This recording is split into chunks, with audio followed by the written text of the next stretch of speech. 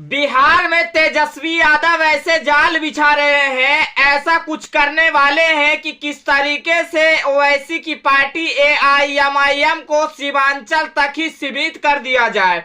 उनकी सोच है कि ओवैसी की पार्टी एआईएमआईएम को सीमांचल से ही खत्म कर दिया जाए, यानी कि उनके जनाधार को ही मिटा दिया जाए।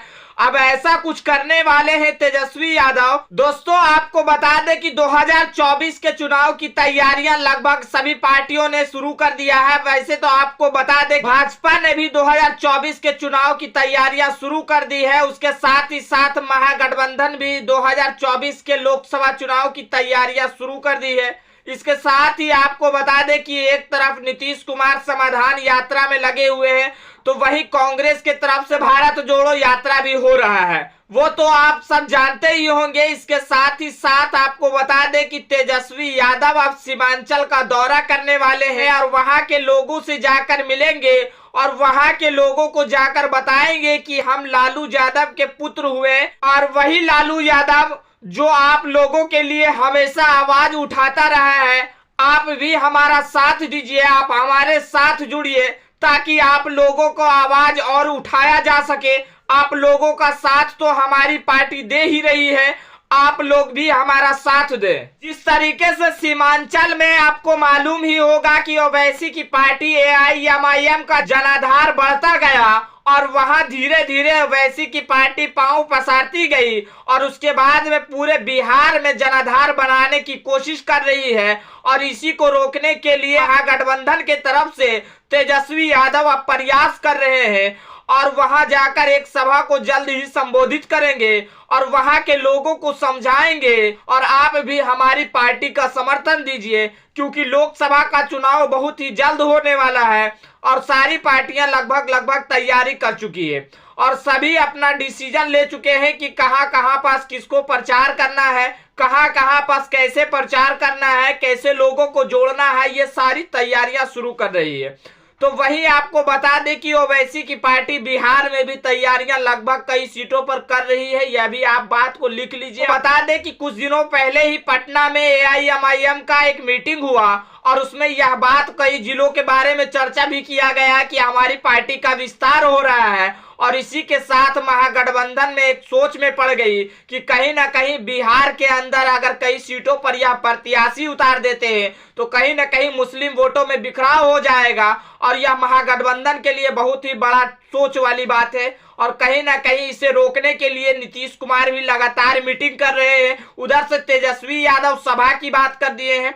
तो आपको बता दें कि कहीं ना कहीं इस पार्टियों को रोकने के लिए अब ये कहा जा रहा है कि बिहार में महागठबंधन और भाजपा की लड़ाई आमने सामने होगी क्या 2024 के चुनाव में, या तो फिर ओवैसी की पार्टी सीमांचल में चुनौती दे रही है।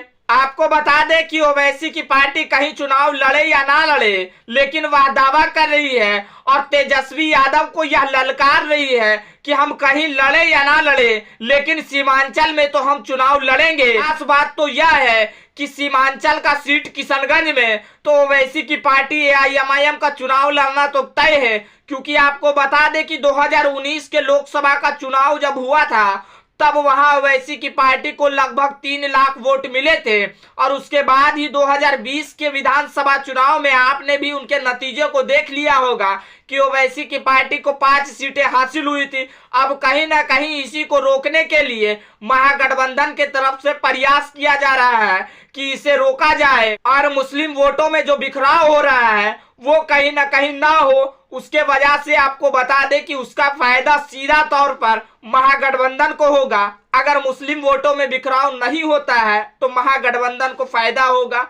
अगर ओवैसी की पार्टी 2, 3, 4, 5 सीटों पर चुनाव लड़ती है तो इसका सीधा मतलब ये है कि कहीं ना कहीं महागठबंधन को बिहार में बहुत ही बड़ा क्षति होने वाला है। यह बात को भी आप लिख कर रख लीजिए। वैसे तो ओवैसी की पार्टी की ओर से यह दावा भी किया जा रहा है कि बिहार के कई सीटों का नाम भी उन्होंने लिया है। कुछ दिन पहले भी आप उनका कई वीडियो देख रहे होंगे, आपको भी पता चल गया होगा कि औरंगाबाद से लेकर नवादा और नवादा से लेकर किशनगंज और कई सीटों का नाम ले रहे हैं। वहां चर्चा कर रहे हैं कि हम इन सीटों पर चुनाव लड़ेंगे और लगातार हम आप लोगों को जनता के माध्यम से, वहां के ओवैसी की पार्टी के नेता के माध्यम से आप लोगों को वीडियो दिखाने का कोशिश भी कर रहे हैं किस किस सीटों पर चुनाव लड़ने की इन लोगों की तैयारी हो रही है। तो दोस्तों यह बात तय माना जा रहा है कि बिहार के लोकसभा चुनाव में ओवैसी की पार्टी भी कूदेगी और एक नहीं बल्कि एक से अधिक सीटों पर चुनाव लड़ेगी, यह बात भी आप मान लीजिए। तो दोस्तों अगर इस वीडियो को फेसबुक पेज पर देख रहे हैं तो वीडियो को ज्यादा से ज्यादा शेयर कर दीजिएगा।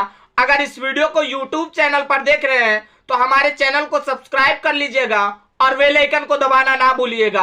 कमेंट में अपनी प्रतिक्रिया जरूर दें। मिलते हैं अगली वीडियो में, तब तक के लिए जय हिंद, जय भारत।